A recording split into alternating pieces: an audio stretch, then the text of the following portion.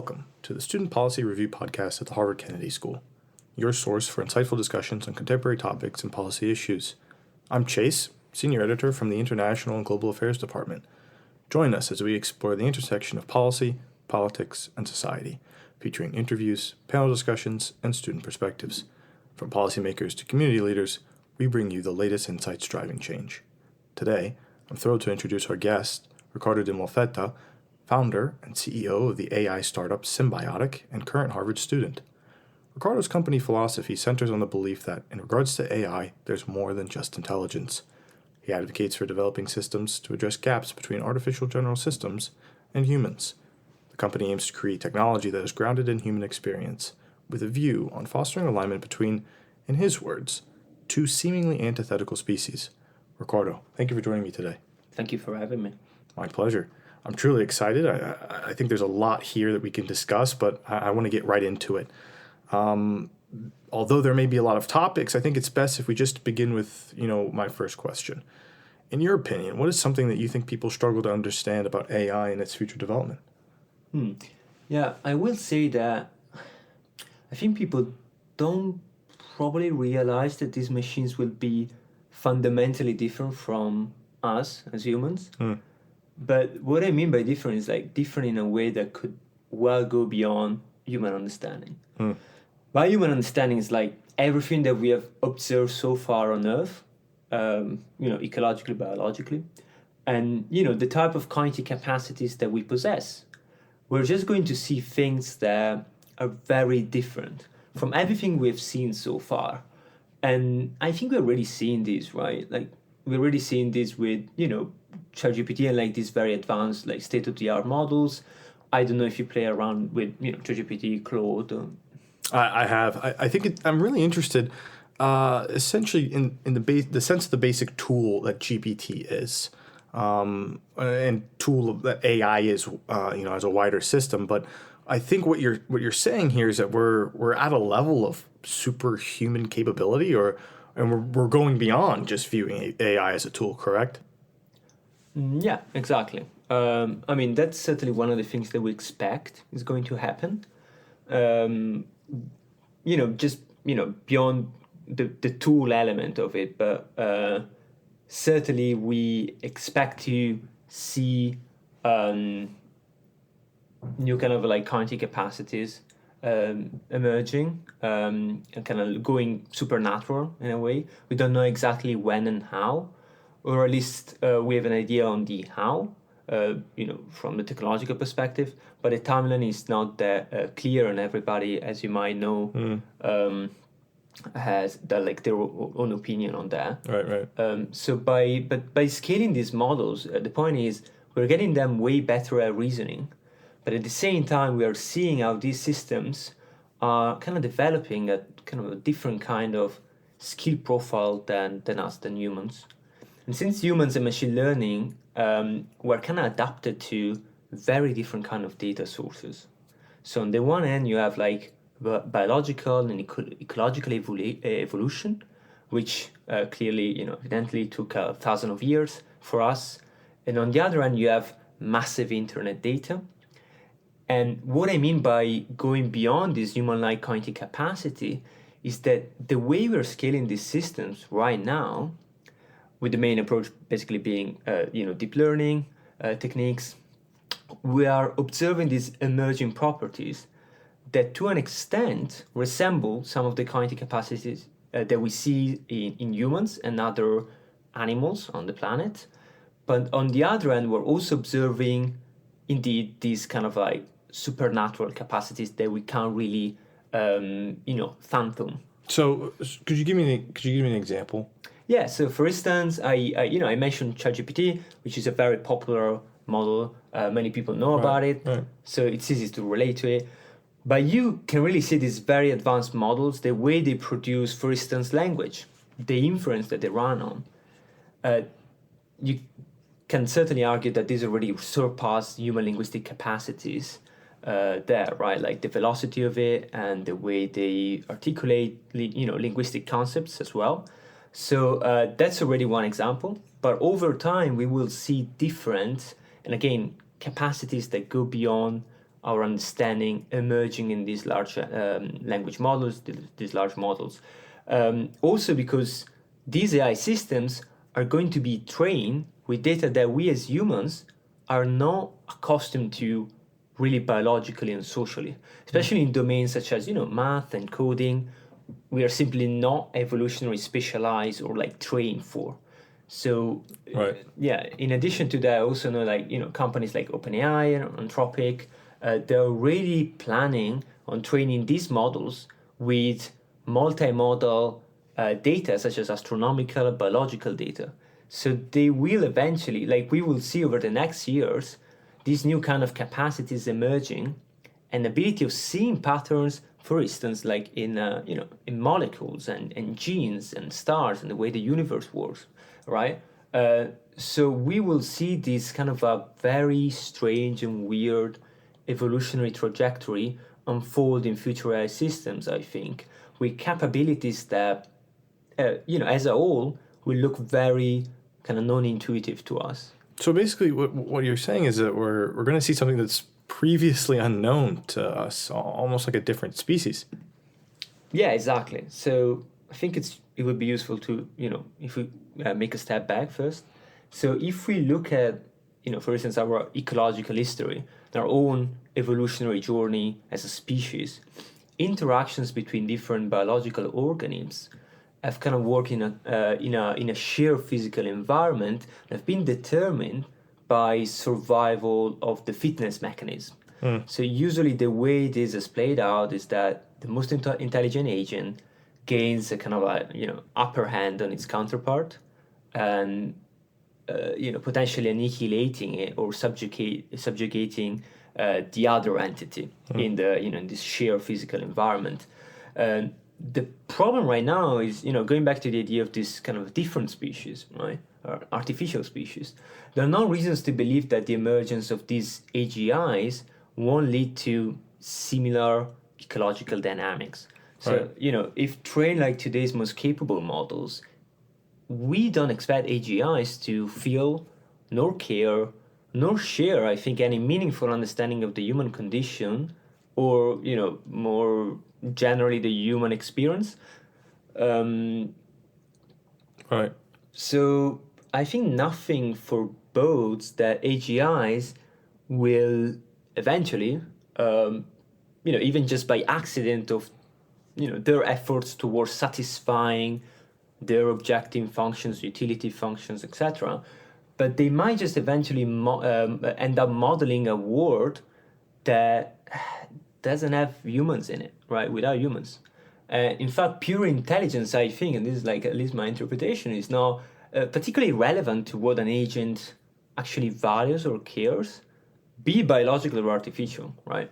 And I think on this particular point, there is a lot of misunderstanding, also in the AI community.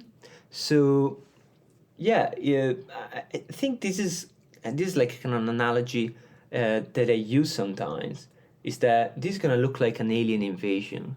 Right, because there's no incentive almost for these models or such to feel any type of or feel period, but especially consider humans as invaluable to their sort of dynamic. Yeah, I think it goes beyond incentives, because that's kind of a different kind of conversation that we should have, like what are incentives for AI systems, etc. But the concept is right, like what you said is correct. And the analogy that I use about this kind of alien invasion is not to scare people off, but it's just to, I think, it perfectly explain and help people visualize what we are looking at. So for instance, 4 years time, 5 years time, again, we don't know. The timeline is pretty unclear to even everybody in the field. We only have predictions, but let's imagine that this alien civilization is gonna land on Earth, and we're gonna have to find ways to live with them. We don't know if they're gonna be nice. We don't know, they might be able to understand us because we cannot train them with internet data, which is data that we produce. But the only problem, or the main problem at least, is that they will probably be smarter than us, right? So in this sense, the only foreseeable hope for us rests in what we say is what we call alignment. I'm glad you came to this point because I wanted to ask you about this, what you mean when you say alignment. What does alignment mean for you? What does it mean for the wider community, either experts at OpenAI or Anthropic? What exactly their goal is, but also what does AI mean to your company, Symbiotic? Yeah, exactly. So without getting too much into the technical details, what we mean by alignment in this space, very briefly, is that how can we get machines, and generally speaking, advanced AI systems, to do the things that we want them to do. And Right. this, I think, the most plain definition of alignment in general, which is not to confuse with, I think, AI safety, because sometimes we want things as humans, we want things that are not optimal for us, for our species, for our safety. And I really mean this also beyond like reward specification. And because, I mean, the question, like the connection between alignment and safety, is that I think you would want AGIs that do not only follow your goals or like human goals, but it can tell you if one of these goals is actually not good for you or for the species in general, and should therefore be kind of be incentivized to try to change it or reconsider your interest or like humanity's interest in achieving that specific goal. So basically, alignment is getting these AI systems to, achieve our goals and get what we want. Yeah, that's about right. So the question is, how can we get these machines to basically work towards those goals? However, there are some problems with that. So for instance, we expect that AGI agents could learn to go around and beyond such goals. They could learn to, for instance, act deceptively to receive higher rewards. And moreover, I think this is like kind of a crucial point here. It is, I think, difficult to see how, in a not too distant future, a super kind of intelligent entity might not set its own rewards and goals, right? So again, in this kind of context, disregarding the ones set by fundamentally lesser intelligent beings like us. But I want to stop you on that point. It sounds kind of a little counterintuitive to me. For example, it sounds like what you're saying is that we as humans will need to sort of control these types of entities, but the models like these superhuman with superhuman capabilities. But how are we able as humans to control systems that are inherently smarter and more advanced than us? That's kind of the opposite. Yeah, that's fundamentally the problem with alignment, and that's the problem with current techniques and methods to basically steer and control these systems. So in a nutshell, we currently don't have a solution for steering or controlling a potentially super intelligent AI. Like the techniques that we currently possess were for these less advanced models. The ones that we currently have, like GPT-4, Claude 3 now, just came out. By Anthropic, right? Yeah, exactly. Yeah. Exactly. And these techniques primarily revolve around reinforcement learning from human feedback. And they rely on humans' ability to, fundamentally supervise the AI. But as you currently pointed out, humans won't be able to reliably supervise these systems that are just smarter than us. And it's just, again, as you said, rightly so, counterintuitive. Like it's counterintuitive to believe that this is going to be ever a possibility. For instance, to make it practical, to make an example, imagine an AGI, this very an advanced system, a super intelligent system, let's say, that produces 1,000 lines of inscrutable code or come up with new mathematical equations and inventions. And imagine having a human to supervise such a system. The human is just, as you can appreciate, is not going to be able to decipher or neither to, I think, to understand anything about this inscrutable code. Yeah. The human is not going to be able to understand these new mathematical inventions that the AGI just produced. So that's fundamentally the problem that we're facing right now, right? And the techniques that we currently possess are just not enough when we're going to scale up these models and when these models are going to develop these general capacities and super intelligent capacities. Currently, at least now in the field, or at least in the technical community, what are we doing if we don't have any, these actual techniques or applications to solve this? What are some of the proposed solutions? Well, so let me take a step back first, maybe. The main problem with all this is that AGI development is seemingly going faster than alignment research, right? So some researchers argue that we kind of need to stop everything for a while.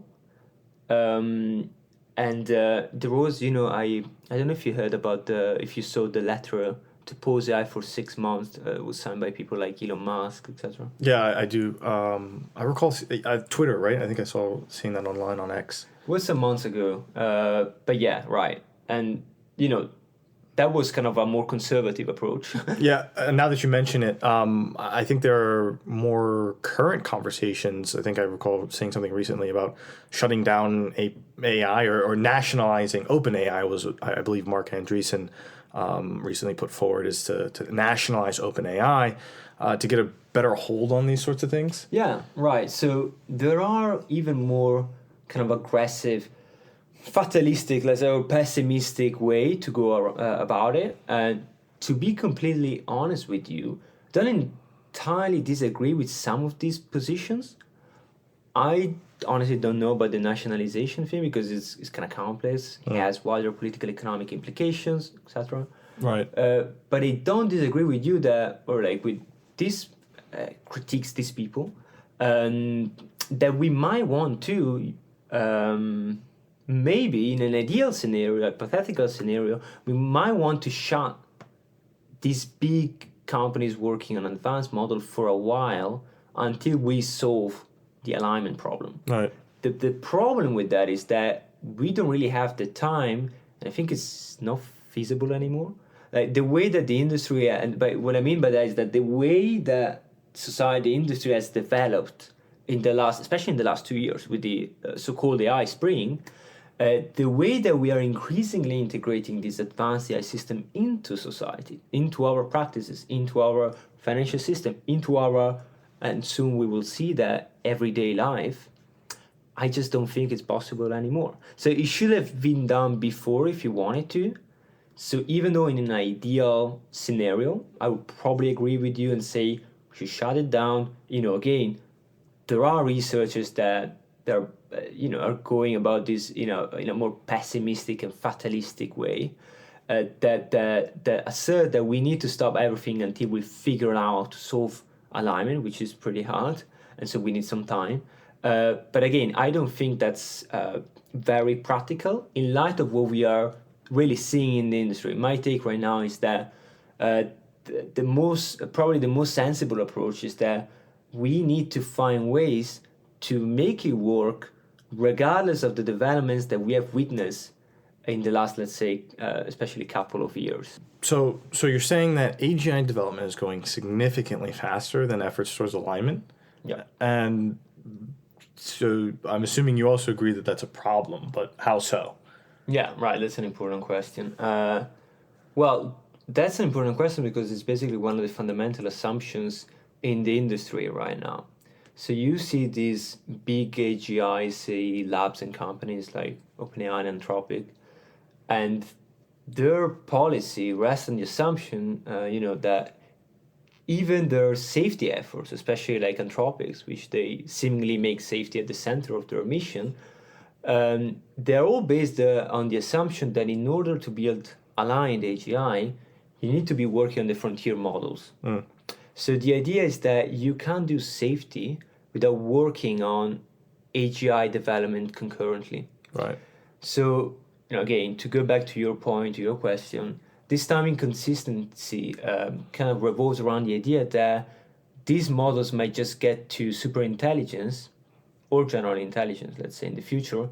And the moment that they do so, it might already be too late for us. It might be too late to basically identify the dangers of misalignment beforehand. Wow. Well, that's really concerning. I mean, quite quite seriously worrisome. What are you saying that we're headed towards then exactly? Yeah, it's concerning. And the main problem is that these models may just develop capacities like, for instance, long-term planning. Long-term planning is in the cognitive capacity. How does that exactly fit into this then? Yeah, so for instance, we are observing some early signs of long-term planning in GPT-4 and other advanced models. And once these models, might actually be able to accomplish and develop long-term planning like humans do, or even like going beyond the human capacity of planning, right? In that moment, it will become quite tricky. Because these AGIs could just hide misaligned plans in their weights and activations, and we humans will not be able to basically notice when these happen or how. Until it does. Yeah, exactly. Until Okay. things go wrong. So we could very, very seriously not know that something is going awry until it actually is. This goes back to a problem for which there is an entire field of AI research, which is called mechanistic interpretability, which is, literally an attempt to decode an AI's thought process. That is to dive into these inscrutable neural networks and understand what's actually happening inside machine learning models. But again, it goes back to this problem of time inconsistency. That's what I meant by this, right? Alignment research is actually going way slower than AGI development. And if these models develop long-term planning and these other, capacities, they can put misaligned plans in places that we won't just be able to find for at least for a while. Immediately. Yeah, exactly. Yeah. So, for instance, if they notice what our goals are, they might add plans in a way that makes us think that they are aligned, they're presently aligned, when in fact they're not aligned with our goals. So essentially, although alignment efforts are very slow at this time, do we have a time frame of when we could potentially reach an alignment period where these AGI systems are aligned with our goals as humans, or no? So super alignment is very hard. This is indisputable. There are many researchers in this space that think that it might take up to 30 years, 20 years to solve alignment, because again, it's very hard, very difficult. And why is it that difficult? Because fundamentally, you're working against time, because you need to kind of imagine a solution to a problem that doesn't exist at present, and that you don't know the nature of, right? So you're like trying to think through time, think in the future, solve a problem in the present. And as you can appreciate, it's quite difficult in general. Although I agree that it's undoubtedly a difficult endeavor, I think that nothing is kind of irreversible in this stage. And I'm generally optimistic about it. So I think that we can probably solve alignment, AGI alignment, at least in less than this time frame that has been suggested by these researchers. Say certainly less than 20 years, ideally less than 10 years even. So I'm generally optimistic about it, even though I do agree that we need to remain critical about this very important issue because of the difficulties in coming up with concrete practical solutions. Yeah, because quite frankly, otherwise, going forward, the most likely scenario is the end of mankind, or at least subjugation of our species by some sort of foreign entity. But what exactly are we looking at here then? Yeah, so I don't think we're looking necessarily at the end of mankind. Maybe a sort of subjugation, but maybe I can delve into that a little bit. Please. Yeah, I think generally speaking, the most likely scenario today is that initially everything will be very good, and what will happen is that we will increasingly integrate these AGIs into our society, into our financial system, into our political institutions. Right. And most likely what's going to happen is that our society, our practices, our institutions, but especially our minds, will be highly dependent on these systems. And especially if we don't simultaneously augment the human condition, or like the human mind, through techniques like brain-computer interfaces, like Elon Musk's Neuralink, Right. or bioengineering. So basically, if I understand, what you're saying here, and could give an example of some sort of pop culture reference or so. The movie Wall-E is basically the future. Where we become so dependent on this artificial intelligence entity that we're completely eliminated from any sort of genuine human control.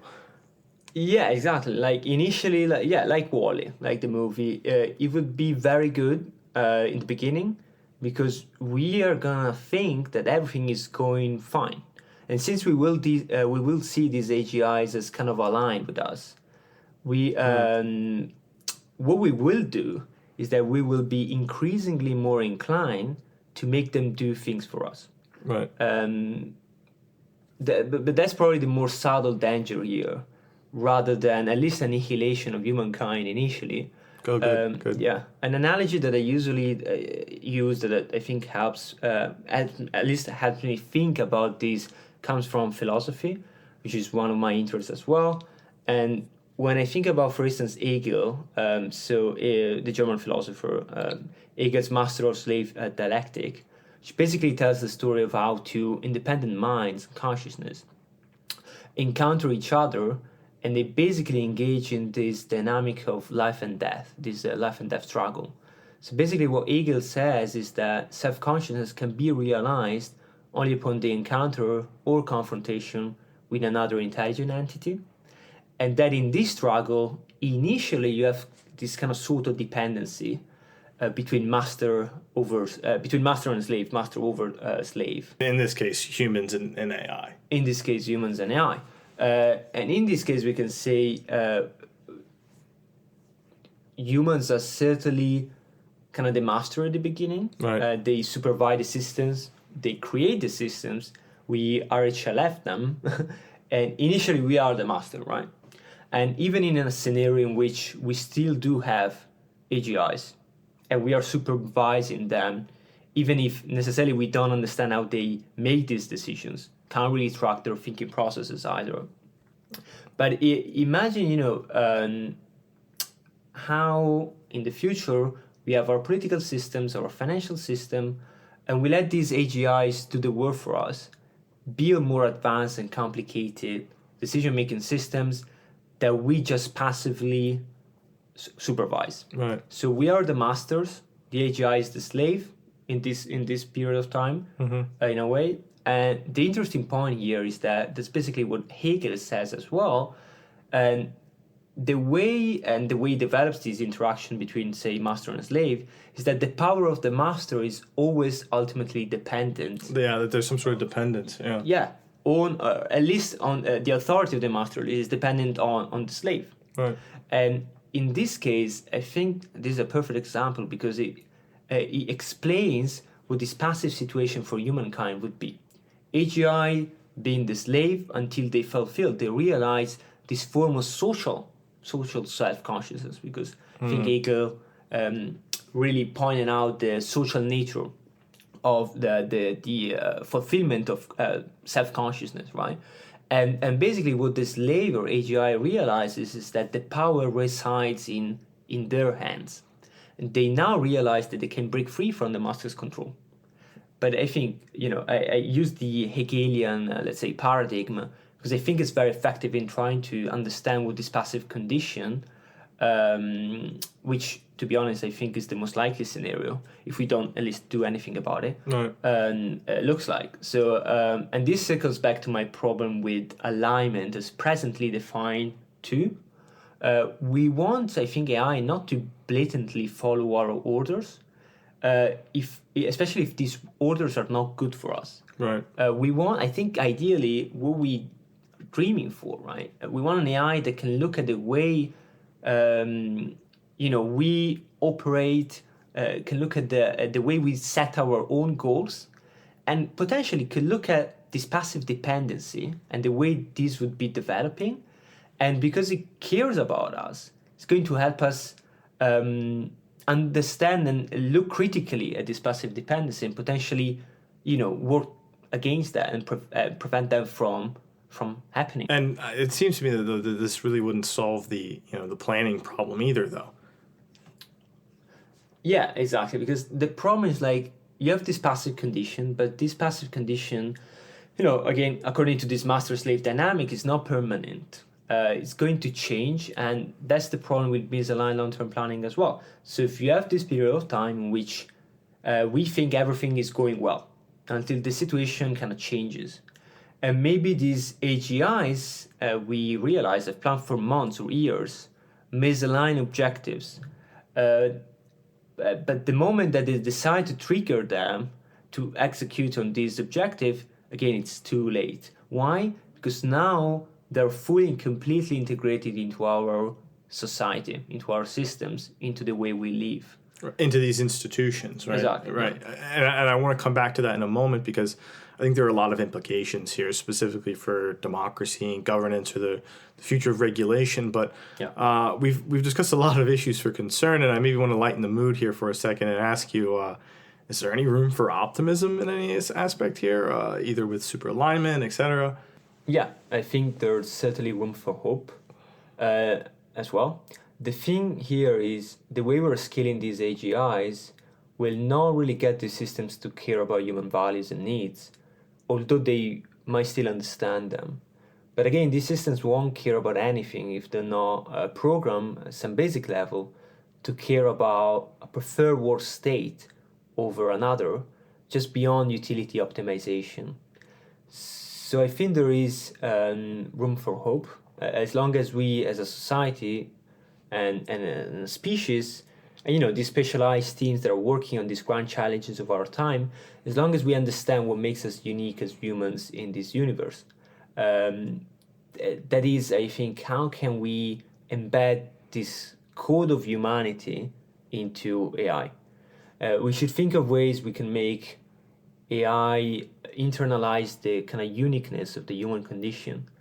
So the main idea, there are many different kind of ideologies and approaches to the alignment problem and how to solve it. But in a nutshell, what we think is symbiotic is that we need to get AGIs to literally love humans. What I mean by this is we want to build AGIs that care about us so much that they would do anything to protect us and prevent us from harm. So, but in order to do that, you'd need some sort of internal structure that resemble our own as humans. Like, in order to enable AGI to care about us, they have to have something similar to human feeling. Yeah, so it might sound very kind of conceptual. Like, again, I can't go into much details for now, but we really envision a future in which these AGIs are kind of disposed with cognitive states that are grounded in human experience and feeling. But this shouldn't, rely on anthropomorphization of the technology itself, like the technology behind these machines, but rather looking at building novel structures, as you say, that can recreate this kind of experience that we're looking for. So in general, one of the goals here is to bring together the best people in the field, build a community of researchers, also through a multidisciplinary lens, so also including people from the cognitive sciences, humanities, psychology, human behavior, to really crack the code of humanity, as we say, and encode it into AI. Or into these sorts of either neural networks, et cetera. Yeah. So what you're saying is that we have to look past just bare or basic intelligence, and we got to find these specific, unique ways that make us truly human. That seems both interesting but very difficult. Yeah, it's certainly very difficult as well. I think there has been. It might sound a bit paradoxical to say, right? But I think there has been a kind of overemphasis on the role of intelligence in the AI community. And there are many reasons for that, but primarily, and rightly so, there has been a dominance of people from areas of engineering, math, and physics, and very kind of little from other fields of study as well, like the humanities and psychology, etc. Of course, then you're going to say it's artificial intelligence, so it's logical that there is this overemphasis on intelligence. Yes. But I think it goes a bit beyond that, right? So what we are doing is that right now we are inviting a new species into our planet, into planet Earth. And we are not just made of intelligence as humans. At least that's probably not our most distinctive feature either. I wouldn't say so. Right. We have other attributes. And I think part of Symbiotic's mission is to really try to understand what those attributes are and how we can embed those factors into AI, into artificial systems. I see that there's a lot of discussion around public interest technology, especially here at the Kennedy School. And I see these forms of AGI, that do have these qualities have huge implications for elements of governance or aspects of our society where we function, together, separate from just distinguishing, mere intellectual capabilities between each other. And I find that really, really interesting. Right, exactly. Like I think we don't want to think of a kind of supremacy of intellect in the way we understand human society and our species. Right. If we want to be able to thrive and coexist in a truly beneficial way, we need to be able to find ways to make these entities, at least if not at the same level of intelligence, align with us at a more human and personal level. Interesting. So I think we covered a lot of really interesting topics here today. And my last question is going to be on the subject of regulation. How do you see AI regulation unfolding in the next few years? Is it going to happen or not? And what are some of the problems that we foresee? Yeah, that's a big topic. I'm not a specialist on regulation, but I think there will certainly be attempts to regulate AI, and there are ongoing efforts as well. Absolutely. I think there's definitely a lot of national security fears around this, around a lot of AI and work being done on AI currently, which means I think that there are primarily two dangers that are posed by either a non-state actor or a state actor with malevolent intentions, who could somehow replicate an AI and then it could do program it for dangerous things, or it could go out on its own and develop these misaligned tendencies within it. But if it's not closely regulated or observed because it's open source. And then there's also a fear that AI could, create itself, code itself, essentially. So create copies of itself. Yeah. You rightly pointed out that, and this is one of the other fundamental problems with AI safety and alignment, which is misuse, right? With respect, especially to political actors and non-state actors, even if you manage to solve this problem nationally, there's still this kind of vicious cycle where states are very cautious about slowing the AI process down and the AI industry, if that means letting other states to catch up or even develop more advanced models. And so there is this kind of arms race dynamic at the national level among companies, but there's also this even maybe more worrisome problem at the international level. I see what you mean. I think there's been a lot of recent discussion surrounding, replicating what I believe would be the Manhattan Project, an endeavor where, further creation or work conducted on advanced AI systems is done under the close supervision and observation of the U.S. government and, state officials. But what are your thoughts on this matter? Yeah, so what I will say is that the idea of the Manhattan Project for AI is not necessarily a new one. It's quite old as well. I think it's very likely that we will see some kind of aggressive actions taken by governments in the future, especially if, circling back to what we have discussed, if we're lucky enough to see problems and dangers with these systems before it turns out very badly for everybody, let's say. So, and, we're saying this while we're contemplating in the event we haven't really solved alignment, we haven't done anything effective there, but which we are not, like we're kind of optimistic about. But with respect to the Manhattan Project, the problem that I see with this endeavor is that it's probably too late again. We should have done it before. Yeah, exactly. Because what you would need to do is that you would need to find a way to basically disentangle these AGI systems from our institutions, from our society, from our financial system. our way of living ultimately. So it's probably too late to do that, and especially in the future, because it doesn't look like we're going to do this project anywhere soon, and AI will eventually generate a lot of benefits. There will be, it will be difficult for us to let those go and to detach ourselves from those benefits of produced and generated by these advanced systems.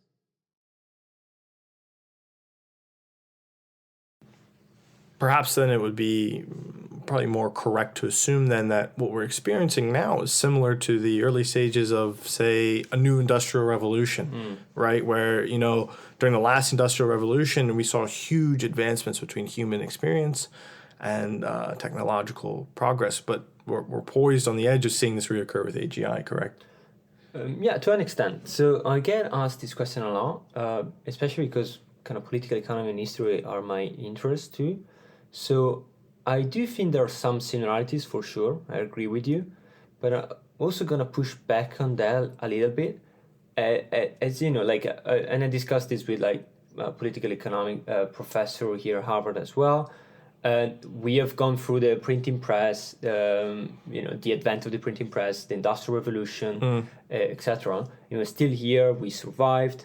But I would push back on that with respect to AI, especially on two levels. So first level is this is probably not like the Industrial Revolution or the printing press at the ontological level. Right. Basically, the nature of the technology is fundamentally different. So what we are looking at is a completely different technological entity. AI is something that, like nothing in history, can take plan and actions for itself. So it will develop a kind of like a decision-making engine. And that makes, as you can appreciate, a huge difference compared to the printing press, compared to even the atomic bomb. Right. And so that's a main difference, I think, from the ontological standpoint. The second level, for which I would push back a little bit on that kind of industrial revolution narrative, is that yes, we survived industrial revolution and these other technological changes in society, but what did we factually lose in the process? What kind of wider societal and political repercussions did we have to go through to adapt to a technologically evolving society, especially in the 19th century, now that we mentioned it? So fundamentally, nobody, I think, knows how to build a benign AI social order. Like nobody knew how to build a stable societal order during the Industrial Revolution. So for instance, Britain, I think they thought that imperialism was probably the only means to maintain control of an industrialized society.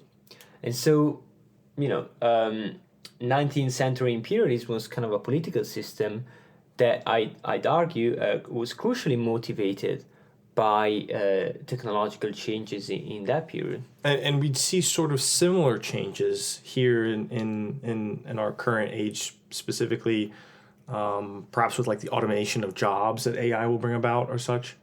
Yeah, we have really seen, as you pointed out, how automation has negatively affected society and the repercussions on politics as well. Yeah. Especially, for instance, with the rise of nationalist movements, which I think have been primarily supported by low-skilled labor and the low middle classes, especially in the West. And this is something, for instance, that we care about as Symbiotic, is that our products won't take people's jobs away, but that can rather augment and enrich people's existence as a whole. I think I do agree with that statement you made there. In fact, we've seen how automation has affected a lot of, around automation, like losing jobs and such. These affect other things such as political preferences, such as voting in this case, specifically exactly. in democratic, societies. In the West especially. Right. Well, I think that wraps up things here, Riccardo. Thanks again for joining me today on our podcast. We discussed a lot, from technology to philosophy, the future of AI and humanity. And I sincerely hope, I'm excited, but I sincerely hope that Symbiotic and yourself can join in contributing to solving this problem of alignment. It was a pleasure talking to you, and thank you for having me.